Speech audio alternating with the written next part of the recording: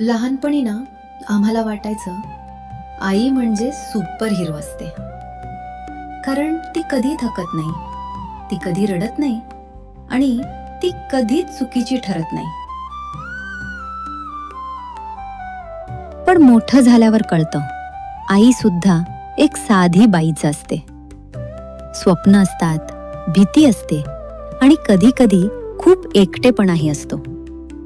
आई होणं म्हणजे फक्त मुलांना वाढवणं नाही, तर रोज स्वतःला हरवून त्यांच्यासाठी पुन्हा उभं राहणं असतं.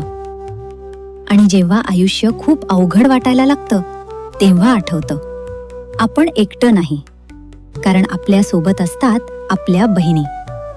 हसू आहे, डोळ्यात पाणी आहे आणि आहे एका आईच्या मनाची गोष्ट.